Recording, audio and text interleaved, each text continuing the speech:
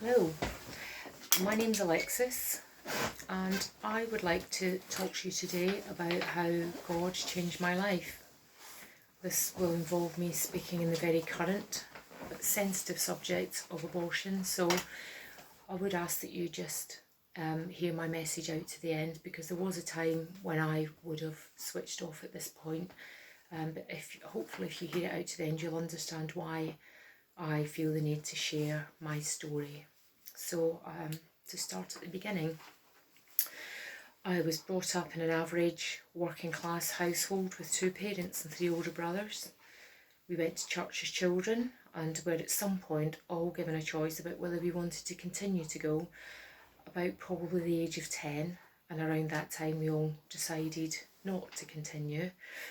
But I suppose in that time I personally did develop some sort of belief in God. I wouldn't say any of us were Christians at that point. It was just what a lot of people did in those days, whether they had faith or not. Families tended to go to church on Sunday. I did most of my growing up in the 70s and 80s, and to our younger viewers, things were very different back then, and some things that were acceptable now were really unacceptable back then. And in my memory it seemed as though my mum was always saying to me, "Don't you ever bring shame to my door." Well, that's exactly what I did. At the age of 19, almost 20, I fell pregnant. I was in a relationship that didn't help my case. Back then it was just shameful to get pregnant or have a child out of wedlock, and it really mattered to people what the neighbours thought. So in view of what I've just shared, my reaction was sheer panic. Sadly, I didn't even consider keeping the baby. I went with my then boyfriend straight to my GP, and I was so hysterical that he didn't hesitate in signing the paperwork and go along with my wishes to have an abortion. I didn't give my boyfriend a choice. I was so panic stricken, all I could think about was the embarrassment for myself and my family. I didn't plan to tell my parents at all, and that's quite a long story, but they did find out, and in hindsight I'm glad that they did. Not much was said, to be honest. No one tried to talk me into keeping the baby, nor did they try to talk me into termination. Come the day, they drove me to hospital, picked me up the next day, and it was agreed never to speak of it again.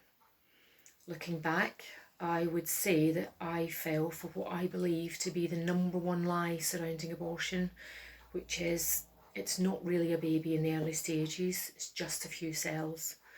I also believed it's just a quick and painless procedure, it's no big deal. And it suited me to believe that at the time. Why?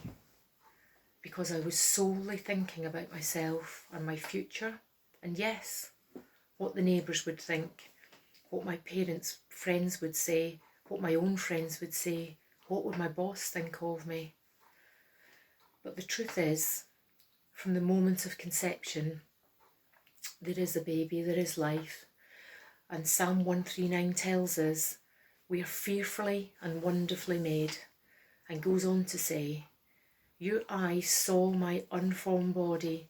All the days ordained for me were written in your book before one of them came to be." Well, it turned out also, for me anyway, not to be a quick and easy procedure, and it certainly wasn't painless physically, emotionally or spiritually. The fact is that as soon as I came round from the anaesthetic later that night, I was in agony physically. But even worse, when I look back now, I knew deep down in my spirit the gravity of what I'd done. And so followed, off and on, almost 30 years of dealing with the consequences. Ironically, the public shame I had managed to avoid had instead now become a private one. Initially I was obedient to my parents and honoured their wishes not to speak of it again. That resulted in probably 2 years that I can't really remember.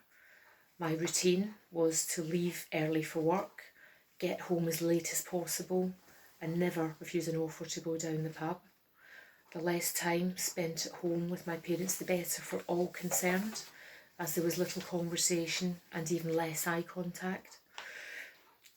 I want to make it clear that I'm not blaming them, I'm not blaming my parents. I alone made this decision, and they were dealing with this situation the best way that they knew how. My relationship with my boyfriend ended quite quickly after the abortion. I also had to admit to the fact that I had taken away his right to fatherhood without debate, and now having no one to talk to was agonising. So after a couple of years passed, I suppose I must have at some point taken a decision to go down a different route, and that was to tell everyone who dared to get close to me what I had done, in the hope of pushing them away, thus hoping to bring me the more severe punishment I felt I really deserved. It didn't work, but I kept going anyway. And it was around this time that I met my now husband, and I included him in this new plan of self-destruction. When it became clear that he saw a future with me, I said, before we take this relationship any further, there's something I need to tell you. And if you decide you don't want to be with me anymore, I'll understand. I just didn't think I deserved to be happy or to have anyone care for me. Well, that was approximately 30 years ago, and I'm pleased to report that we're still happily married today. Praise God that he's more tenacious than I gave him credit for back then. But that didn't change how I felt about myself, and carrying around this burden led to some crazy and destructive behaviour over the years to follow. Even though I had this solid relationship, I just couldn't accept it. And I kept expecting it to end, and quite frankly, it's a miracle it didn't. I just thought I didn't deserve it, and I believed that I probably wouldn't be able to get pregnant again. Particularly as one doctor clearly told me just after my abortion, you might never have children and it will all be your own fault. Now, I don't know whether he really believed that, but I did. I'll skip very quickly to the next but major part of my life and just say that thankfully that doctor was wrong, and the Lord blessed me with a healthy baby boy not long after getting married, and from day one I loved being a mum. And whilst we hoped for another child further down the line, I was surprised to find out that I was pregnant again quicker than planned. I remember vividly the day that I found out. Driving home from a friend's house, I caught sight of my little boy in the rear view mirror, and I was just overwhelmed with love for him. And when I thought about how blessed I was to be expecting again, I can truly say I've never felt as much joy in my entire life as I felt in that split second moment. It really physically felt as though my heart would burst. However, I still had the old mindset that I did not deserve this wonderful family life, and I continued to live under a cloud of guilt, shame and self-condemnation. I can't honestly remember my exact train of thought or the timing of it, but I somewhere along the line developed the notion that I needed forgiveness, but thought that with what little knowledge I had, the God of the Bible wouldn't want me because what I had done was unforgivable. So I then fell for probably the next biggest worldly lie, and that is that there are many routes to God. Now that is a whole other testimony of God's grace in my life, which I will have to cut short. But I started looking for solace in alternative therapies and false religions. The list is endless. But over the course of approximately 17 years, I became heavily involved in the occult without realising it. At one point, I was regularly visiting psychics and mediums and looking for someone or something out there to make me feel better about myself. And unfortunately, all I got out of these alleged therapies was a huge amount of fear and anxiety. There actually came a point when I was too afraid to be on my own in my own house. I knew now that I'd opened a door to something really dark and invited something into my life, and I didn't know where to turn or how to close that door. I didn't share these feelings with even my closest friends or family because I knew that they wouldn't have the answers, and I thought, why burden them? So I continued along this path for a while, and it was in 2014 that God began to meet me in a very personal way. He led me into a prayer group, and then where I felt safe for the first time in a long time. And from there he led me to do an Alpha course, and we were given a Bible. And in one of the weeks we were asked to read John's Gospel for the following week.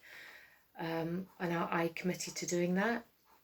And even though I didn't understand the words that I was reading, I continued to just go through this gospel. And the first time Jesus said the words, "Very truly, I tell you," something happened that I didn't understand till later, but the presence of God filled the room, and I was completely overwhelmed with the love of God. And in that split second, I knew that this book that I held in my hand was true. Every word of it was true. And from that moment, all the fear and anxiety that I'd been feeling left me. It completely left me, and I knew something had changed. Very quickly after that, I gave my life to Christ, repented for all of my sins, and I've never looked back.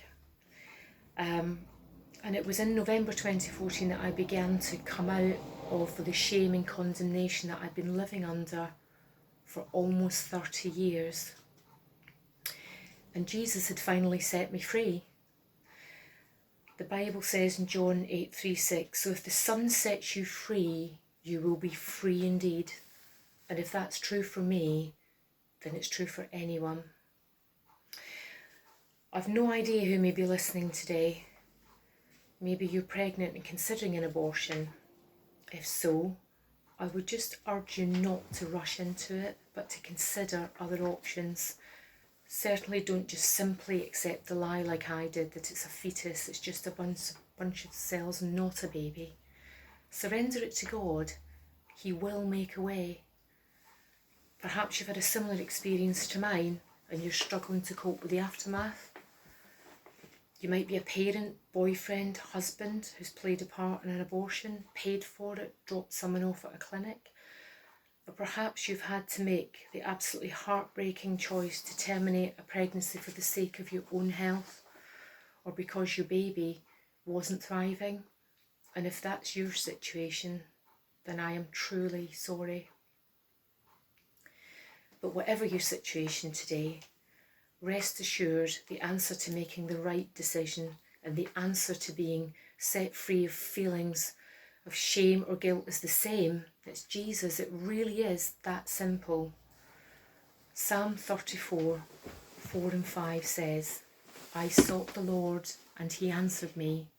He delivered me from all my fears. Those who look to him are radiant. Their faces are never covered with shame." Thank you for listening, and God bless you.